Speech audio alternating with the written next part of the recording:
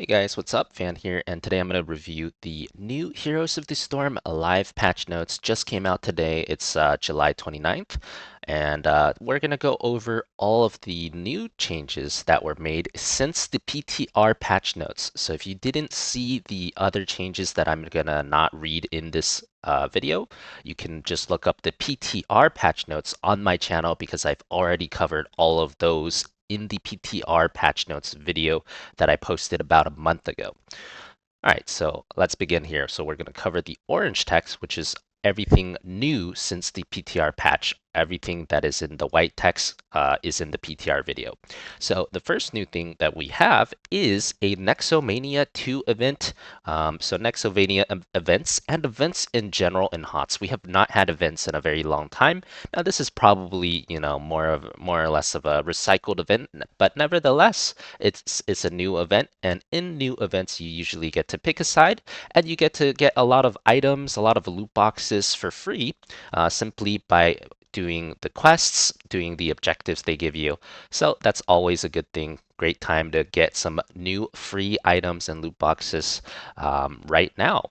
Also, they've updated the shop bundle and the items, so there'll probably be more stuff in the shop that you can check out. Now, the first major change they made was to Allorak. You can see it's Allorak's Deadly Charge.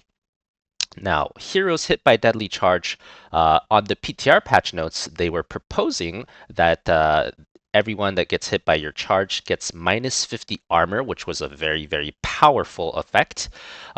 However, it looks like they decided that might be too powerful, so they're nerfing that heavily. So instead of everyone being hit getting minus 50 armor, which means everyone on your team does 50% more damage to them, now only you do extra damage to them, and right now it's 75% of your sadism's bonus damage for yourself.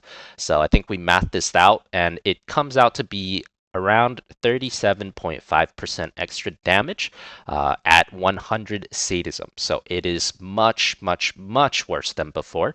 It's basically you do somewhere between 35 to 40% extra damage to the target that you deadly charge, and no one else does any extra damage. Now, understandably, Allorak is a very snowbally hero, and people are very scared of giving such a powerful effect to a snowbally hero. However, I actually don't like this change that much because I think Deadly Charge is a very risky heroic.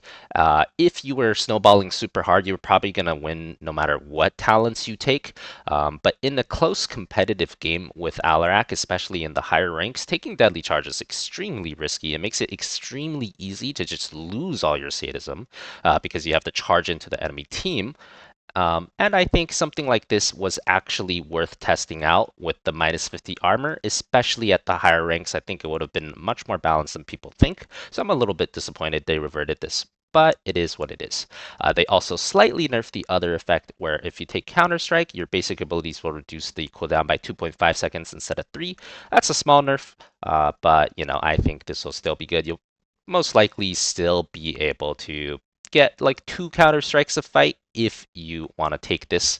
Um, Although I'm not exactly sure that that is that worth taking. We'll have to test it out and see for ourselves. All right, next change is something really minor. So they just added the word Anub'arak here because Anub'arak is the only hero left in the game that has the generic regeneration master. So this change only applies to Anub'arak. Now you complete the quest with 25 globes instead of 30. Small buff to regen master for a noob, always nice. All right, the next change here we have is added changes for Dahaka. And I was actually saying I was very surprised that they were buffing Dahaka. I was actually calling for some nerfs, and it looks like some nerfs actually got made, which I'm very happy about. This is the strongest build for Dahaka 2 right now, in my opinion. It's move speed Dahaka. So nerfing this, I think, is a very, very good start. So move speed Dahaka now, instead of 5 seconds of move speed after you're in a bush, it's 4 seconds. This is good. Um, and pack leader is 40 armor while you're in the bush, while you have your enhanced agility, basically.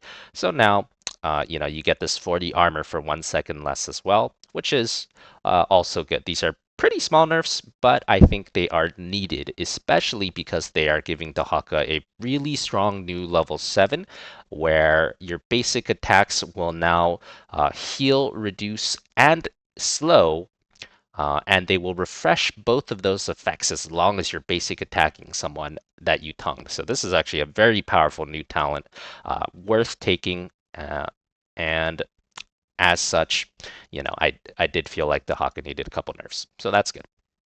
Next up is Imperious. They are nerfing Imperious, which is also good. It was also crazy that they were thinking about only buffing Imperious. Imperious is already very, very strong after the last round of buffs. So they're toning back a little bit the last round of buffs. Specifically, they are going to nerf the level 1 talent that they kind of turbo buffed from last patch. So the damage is going to be getting reduced, and the cooldown reduction is also going to be getting reduced. So when Imperious spears people, he's going to, his next spear is going to take longer, and his spears in general will not do quite as much damage. So another much needed nerf. I like this one. I think it was very necessary as well. Now, moving on, we have the Lilia changes, or Lilia changes, whatever you prefer. So before, they were basically going to buff her Q by 31%. So originally on PTR, it was a 31% increase in healing every single time you press Q, which is probably the single largest base ability buff I have ever seen in the game. You don't really just buff a random person's basic abilities available at level 1 by 30+%, right? That was incredible, incredibly high amount of healing buff. So they toned that back up a little bit. I think that's probably smart. I think this is still a really big buff. This is now a 20% buff. So every time you press Q on Lily from level 1 onwards, it's going to be healing for 20% extra, which should still make her quite a bit better, and really allow her to ramp up those healing numbers.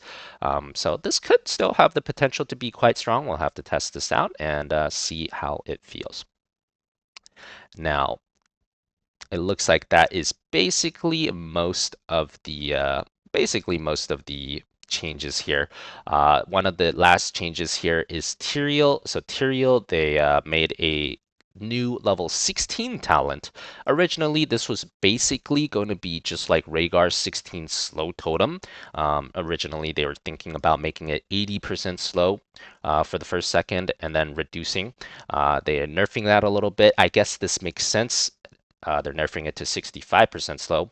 I guess it makes sense because, when you think about it, Tyriel's Q, his sword, has a much higher cast range than Rhaegar's totem.